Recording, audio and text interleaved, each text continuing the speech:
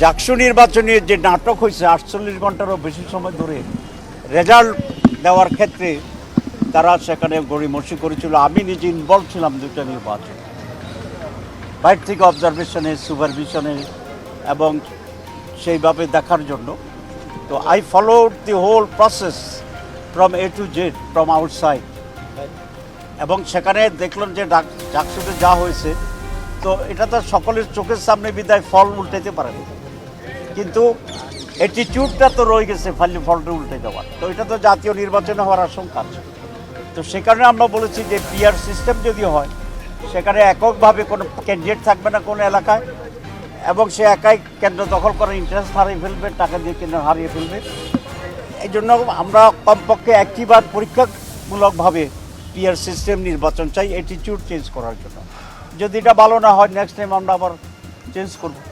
তো এই জন্য আমরা বলেছি তাদেরকে যে আমরা পিআর সিস্টেম চাচ্ছি বোথ হাউসে। অধিকাংশ লোক পিআর সিস্টেম করছে। তারা বলেছে আমাদের দেশে তো অধিকাংশ দেশে পিআর, ইউরোপিয়ান ইউনিয়ন আপনারা জানেন, নর্ডিক কান্ট্রি সবগুলো পিআর সিস্টেম। তো তারা এটা সহজে বুঝছে এবং বলছে ইয়েস উই অ্যাপ্রিসিয়েট বাংলাদেশে যেতে হতে পারে। কনসেন্স কমিশনের ব্যাপারে তো আমি সে কথাই বললাম যে আমরা করেছি। সেটি বলেছেন, বেশ কিছু বিষয় অনৈক্য এখনো রয়েছে, পুরোপুরি ঐক্য আসে। এই বিষয়টা জেনে ওনাদের আমরা সেটা ওনারা বলেছেন যে you try to be united, তোমরা একমত হওয়ার জন্য তোমরা চেষ্টা করো, সেটা তারা বলেছে। এবং আমরাও বলেছি যে বাংলাদেশের ফিউচার অধিকাংশ বা মিডল কোর্সের রাজনৈতিক দলগুলোর ঐক্যের মাধ্যমে এবং আমাদের ইউনিটির মাধ্যমে।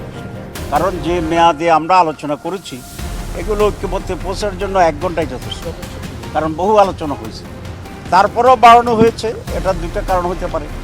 একটা হচ্ছে সিনসিয়ারলি আরও কিছু বের হয় কিনা সেটির জন্য হতে পারে, বাট আই ডাউট, কারণ যা বের হওয়ার বের হয়েছে, বাকিটা ইচ্ছার উপর নির্ভর করছে, সিদ্ধান্তের উপর নির্ভর করছে। যারা চাচ্ছে না যে এটা রিফর্মসটা আইনি ভিত্তি হোক এবং এর ভিত্তিতে আগামী নির্বাচন হোক, মূলত তারাই এখন এই সমস্যা তৈরি করছে। এই অ্যাটিটিউড যদি চেঞ্জ না হয় তাহলে 1 মাস কেন, নির্বাচনের পর পর্যন্ত যদি মেয়াদ থাকে তাইলে হবে না, এটা একটা। কিন্তু আমার একটা সন্দেহ হয় যে এটা টাইম ডিলে করার, টাইম কিল করার একটা কৌশল কিনা, এই প্রশ্নটি এখন মানুষের ভিতরে আছে।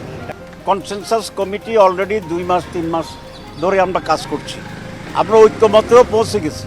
তো সুতরাং এটাকে আইনি ভিত্তি দেওয়ার এটা তো সিদ্ধান্তের ব্যাপার।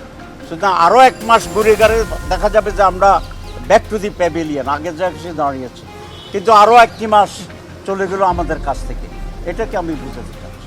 আমরা তো নির্বাচনে যাব না বলি নেই, কিন্তু আমরা মনে করি পেয়ার পদ্ধতিটাই হচ্ছে উত্তম, এবং সে দাবি আমরা করছি, আমরা যুক্তি দিচ্ছি, আমরা বোঝানোর চেষ্টা করছি।